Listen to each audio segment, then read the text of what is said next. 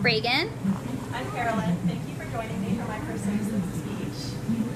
Okay, so imagine how you would feel after logging in on Facebook and checking your notifications and seeing that one of your teachers had posted on your photo saying, "This is sexy." Or logging in and seeing that your teacher had posted a status saying, "I'm not a gynecologist, but I'll take a look inside." Or finally, how you would feel after your teacher sent you flowers, candy, or a teddy bear because he got your phone number and address from Facebook. This is all what happened after a former Bronx high school teacher added about half a dozen female students on Facebook.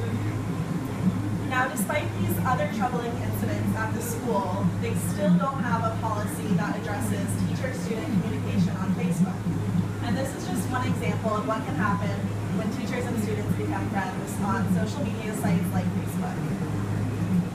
So I agree with Nancy Willard, the director of Safe and Responsible Internet Use, when she says socializing on Facebook can cross over into areas that can be potentially dangerous.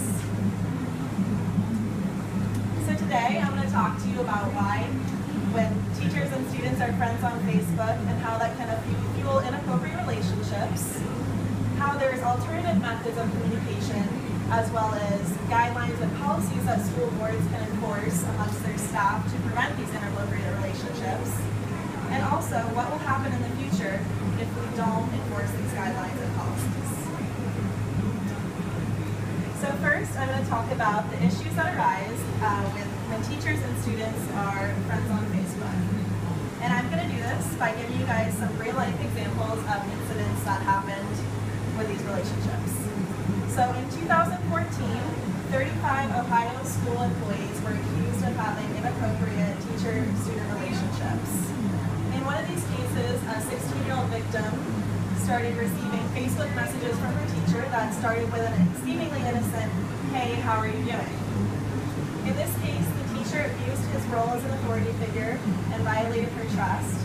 And she didn't know what to think when the conversation took a turn for the worse and the messages started getting inappropriate and sexual. The student didn't tell anyone because she was afraid, because this was her teacher, she would be getting in trouble. In another article from thefamilycircle.com, it explains a little bit of a different situation in which a high school teacher made a Facebook page for students to post their assignments on and talk about their assignments on. In doing this, it allowed the teacher access to view the students' personal Facebook pages.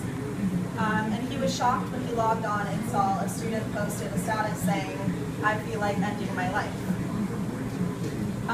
From there, this teacher was obligated to contact the school, and then they phoned his family. And it ended up just being a joke, but this example just portrays how social media can blur the boundaries between students and teachers. So in an additional real-life example, in Collington County, a teacher used a Facebook alias or fake name or account to friend a 15-year-old student. They began sending messages between 11 p.m. and 8 a.m. And after this incident, the school ran a Facebook poll addressing whether a social media policy was needed within the school district, and over half the voters said yes. So next, I'm going to talk about the alternative ways to communicate with students and the guidelines and policies we can enforce within the schools to end these inappropriate relationships. So masslive.com provides some alternative and appropriate ways of communicating with the students. They suggest to use email as the main form of communication. They also suggest sending the emails to an entire group of students rather than just an individual. They suggest creating classroom web pages or blogs to post assignments or other academic information.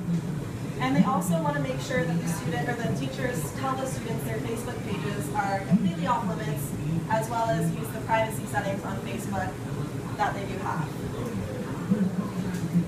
Some guidelines and policies we can follow is an example in Missouri where they passed a law that teachers and students are not allowed to be friends on Facebook. Teachers are not allowed to have non-work related sites with exclusive access with students. And also in Colorado, an example of a policy is where they're creating tougher policies for their teachers, They're reviewing what's appropriate behavior on social media with their teachers, and they're also reminding them that social media is for friends and family and not communicating with your students. So finally, I'm going to give you an example of what happens if we don't enforce these policies and guidelines in our school districts. A main example is Texas, the home of the largest number of cases of inappropriate student-teacher relationships. The number of these inappropriate relationships has increased by 27%, and last year about 281 school employees used Facebook to inappropriately contact their students and start these relationships with current or former students. So to recap today, I told you a little bit about why teachers and students should not be friends on Facebook and the issues that can arise with that. I told you some alternative methods of communicating with the teacher or with the students and ways to prevent these inappropriate relationships from happening in the future. And I also told you an example of what's going to happen if the policies are not enforced within the school districts. So, with modern technology becoming more and more prevalent these days, we need to be more cautious about how and with whom we interact on social media sites, especially Facebook. And with all the alternative ways of communicating, there should be no reason why we can't put an end to these inappropriate relationships today. And remember that the best relationship you can have with your teacher is a professional one.